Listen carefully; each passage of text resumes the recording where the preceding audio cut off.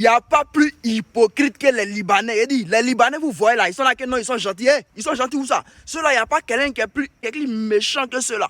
Il n'y a même pas même. Il dit, et puis il y a des gens qui vont sortir pour dire que non, les Libanais, ils sont gentils, ils sont comme si quand on est des frères. Vous êtes frères, c'est qui? Il dit, même dans un groupe, si c'est un Libanais à l'intérieur, il dit, le Libanais va toujours s'imposer, il veut toujours être le boss, il veut toujours marcher sur les autres, c'est toujours comme ça a toujours été comme ça. Et puis, est-ce que vous savez ce que les Libanais font subir à nos frères noirs au Liban là-bas? Est-ce que vous savez? Est-ce que vous avez conscience de ça? Mais est-ce que vous savez même? Moi, je ne parle pas sans preuve, hein. Voici un Libanais même qui parle, écoutons.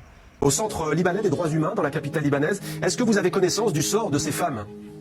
Écoutez tout à fait ce que vous venez de dire concernant la situation des employés de maison de l'Afrique de l'Ouest francophone, Côte d'Ivoire, Mali, Burkina Faso et Sénégal. Et la loi au Liban, malheureusement, ne les protège absolument pas. C'est-à-dire, c'est pas comme vous avez dit, dans certains cas, systématiquement, les passeports sont retirés à ces personnes-là quand elles arrivent sur le territoire libanais. Et ainsi, elles se trouvent sous la totale merci de leur employeur. Et puis c'est pas tout, hein. Ils vont jusqu'à instaurer des lois où un noir ne doit pas donner naissance à un enfant au Liban. Est-ce que ça là c'est humain? Ça là c'est humain même, c'est humain. Il y a combien de Libanais qui enfantent en Côte d'Ivoire? Il y a combien de Libanais qui enfantent en Afrique? Combien? Est-ce qu'on peut compter même? C'est-à-dire, il y a une partie de la Côte d'Ivoire là. C'est pour les Libanais. Les Ivoiriens m'ont laissé, non? Nous, non, les Libanais prenaient. Ah! Ça ne faut pas nous enfanter là-bas. Et puis c'est pour ça que j'aime le Sénégal. Le Sénégal, regardez ce que le Sénégal a pris pour répliquer contre cette loi qu'ils ont implorée là-bas. Écoutons. Interdiction formelle aux femmes libanaises d'enfanter et d'accoucher au Sénégal, de la même manière qu'il est interdit aux femmes noires de le faire au Liban.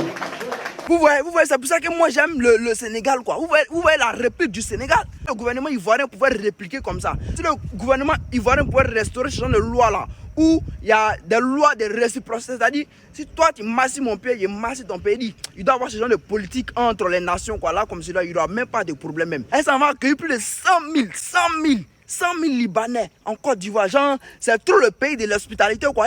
La canne est terminée, Ne venez même pas nous embrasser. Regardez, si on ne boycotte pas ça maintenant, que ceux-là, ils ont pu mettre les pieds ici, les 100 000 Libanais là sont venus ici. S'ils ont envahi le pays, le pays là va plus nous appartenir, hein. Et puis regardez actuellement, le gouvernement est en train de casser toutes les rues là, ça non, ils sont en train de casser partout. Même à Jamais Liberté, les voies ont été cassées. Ils vont mettre des magasins. Si les magasins ont été mis, ils vont mettre le prix des magasins là à combien? Il y a combien d'Ivoiriens qui pourront payer ces magasins là pour pouvoir vendre les produits? Mais les Libanais qui viennent, ils ont de l'argent ou bien ils vont venir payer ces magasins. Et puis ils vont venir commander. C'est eux qui vont être boss partout dans Côte d'Ivoire là. C'est les Libanais qui vont venir payer tous les magasins qui sont en Côte d'Ivoire. Regardez seulement, il ne faut pas on va les boycotter, ils sont là. Et puis on dit que non, c'est quoi? Que non, on est trop hospitalier, on va les accueillir. Il dit, moi, boycotte ça, non!